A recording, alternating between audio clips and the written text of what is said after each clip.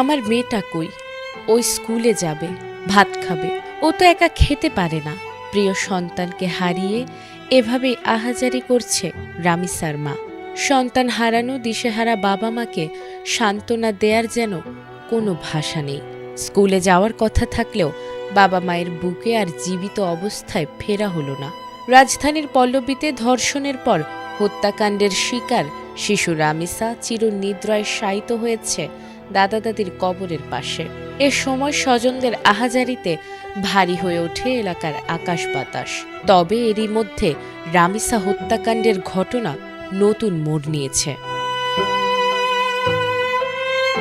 বুধবার এশার নামাজের পর মুন্সিগঞ্জের সিরাজদি খান উপজেলার ইছাপুরা ইউনিয়নের মধ্যম শিয়ালদি গ্রামের মোল্লাবাড়ির বাইতুল আমান জামে মসজিদের আঙিনায় শিশু রামিসার জানাজা অনুষ্ঠিত হয়। উন্নত প্রযুক্তি এবং অভিজ্ঞ চিকিৎসক দলের নিরলস প্রচেষ্টায় আমরা আছি আপনার পাশে। ডেল্টা হাসপাতাল। জানাজা শেষে অশ্রুসিক্ত নয়নে তাকে মোল্লাবাড়ির পারিবারিক কবরস্থানে দাফন করা হয়। এর আগে রাত ৮টার দিকে তার লাশ অ্যাম্বুলেন্সে করে ঢাকা থেকে গ্রামের বাড়িতে নিয়ে যাওয়া হয়। লাশ গ্রামের বাড়িতে পৌঁছালে হৃদয় বিদারক দৃশ্যের সৃষ্টি হয়। এদিকে রামিসা হত্যাকাণ্ডের ঘটনায় জড়িত আসামি সোহেল রানা ও তার স্ত্রী স্বপ্না আক্তারকে গ্রেফতার করেছে পুলিশ। গ্রেফতারকৃতরা আদালতে হাজির হয়ে নিজেদের অপরাধ স্বীকার করে জবানবন্দি দিয়েছে। আর এই জবানবন্দিতে উঠে আসে গা শিউরে ওঠার মতো সব তথ্য।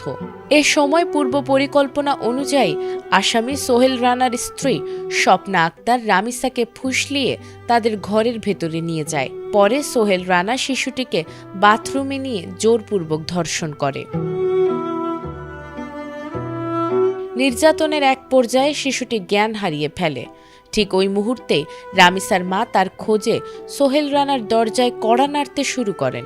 ধরা পড়ার ভয়ে ঘাতক সোহেল রানা বাথরুমের ভেতরেই রামিসাকে গলা কেটে হত্যা করে। এরপর মরদেহ গুম করার উদ্দেশ্যে ধারালো ছুরি দিয়ে মাথা কেটে শরীর থেকে সম্পূর্ণ বিচ্ছিন্ন করে ফেলে।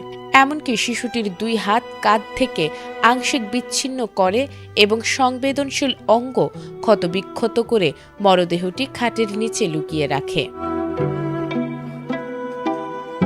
নির্মম এই হত্যাকাণ্ডের সময় সোহেলের স্ত্রী স্বপ্না আক্তার একই রুমে অবস্থান করছিল। পরবর্তীতে জানালার গ্রিল কেটে পালিয়ে যায় প্রধান আসামি সোহেল।